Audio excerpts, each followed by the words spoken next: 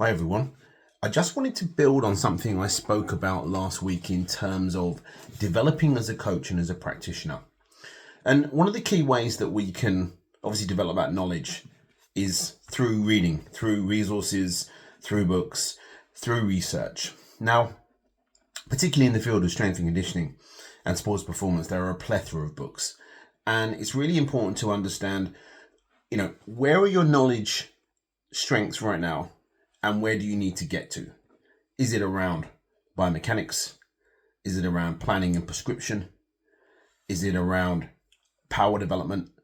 As we said, is it around the softer skills of how you interact with the athlete or patient and how you use the most appropriate language in order to get a better result, whether that be a movement, a position, power, speed. So just a few key resources that I wanted to outline now, and then I'll build this theme over the next few weeks. You'll be able to swipe across and see what those resources are, and I'll put some further detail in the text. Now, one of the first books I wanted just to mention is by Nick Winkelman. Nick Winkelman is a renowned strength and conditioning performance coach, and his book, The Language of Coaching, The Art and Science of Teaching Movement, is a really good book, and it looks very much at key things around position, power, and pattern. And what does he mean by that? Well, the 3 Ps. Has the athlete got the mobility and stability to get into that position? Has the performer got the power or the appropriate strength and power qualities to perform that movement? Let's just say it's sprinting or it's a power clean. Obviously, the strength qualities and the power qualities that we're going to derive from a power clean will translate into a sprint movement if the movement is good. We'll only see that if that transference if the athlete can move well. If they move badly, we're probably not going to see that same translation. Now, and of course, he talks about pattern, and pattern being around coordination. Has the athlete got the appropriate coordination and movement skills? So there's the 3 Ps. Now, why Winkelman? Well, he's currently head of performance and strength and conditioning at Irish Rugby and has taken them to number 1 in the world as a rugby union team. So a really good resource. But the key thing in the book is around coaching cues. So the language of coaching when we're working with athletes. We may have a deep understanding of, the biomechanics of the movement or an exercise. But when we're at trackside or we're in the gym or we're on the field, the athlete, the player, doesn't need a lecture in sports science. They need something really concise. So, let's suggest they're doing a vertical jump. It could be push the floor away, which he talks about. It could be explode up, jump through the ceiling, create as much airtime as possible. Those kind of cues that we can give to the athlete. Now, the next book that I wanted to mention, which is challenging, and it's a little bit sort of out there in terms of its approach, is by Frans Bosch. Frans is a Dutch performance coach, sports scientist, lecturer. I've been fortunate enough to spend quite a lot of time with Frans over the years. He started off as a speed skating coach, then largely moved into track and field, but has been a performance advisor to Welsh Rugby when they were number 1 in the world, but also a performance advisor to Arsenal Football Club.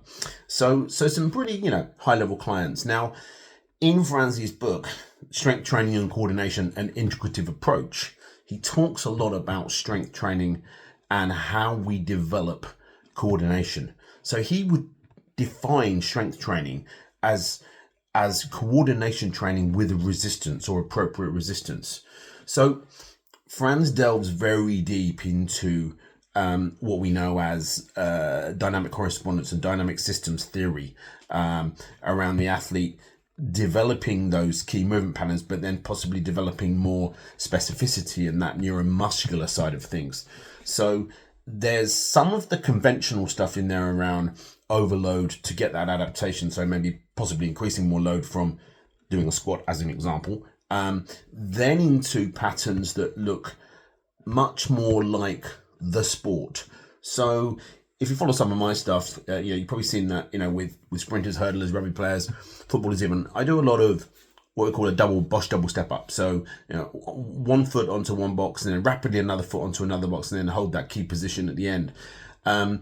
Now, that's something which I developed over time and is found to be effective, but it's not the only way.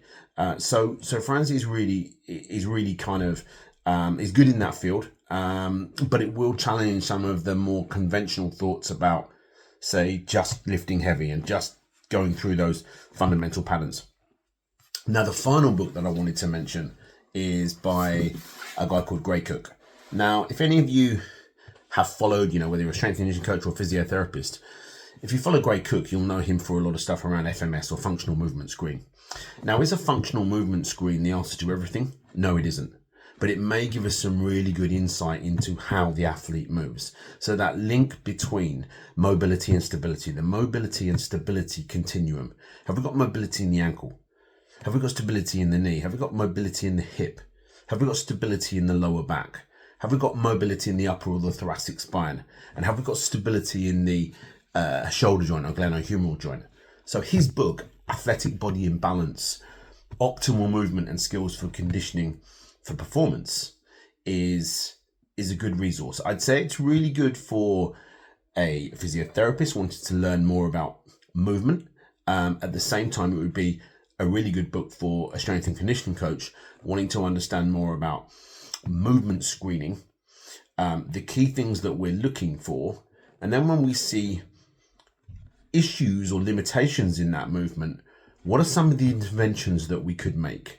Now, Cook, along with a guy who was in the fitness industry for many years, Paul Chek, they talk a lot around primal movement patterns, so squat, lunge, push, pull, hinge, brace, and rotate. And that links back quite nicely to the previous book that I mentioned by Bosch.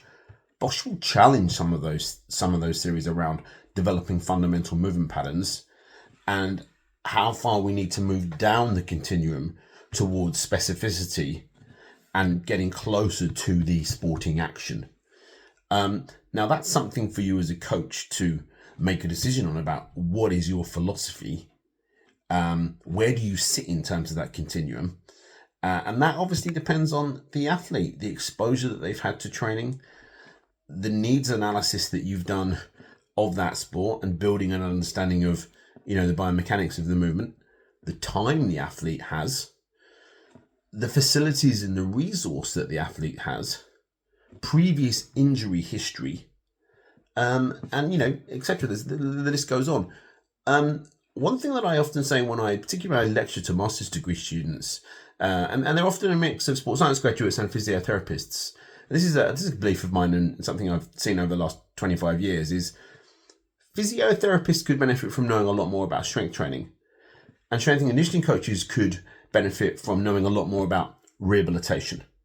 And if we can get that symbiotic mix of the practitioners working collaboratively, whether that be the technical coach, the strength and conditioning coach, the physiotherapist, the sports doctor, the osteopath, the psychologist, there are so many people in the mix, particularly when you're dealing with high-level performers.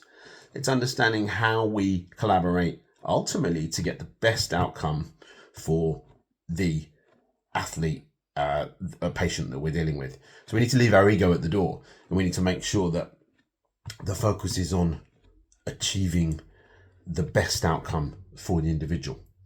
That was a long piece, but I wanted to summarize some of those texts, and soon I'll just go through some more that are a little bit more around biomechanics, a little bit more around speed development, and also some stuff around planning and periodization. Bye for now.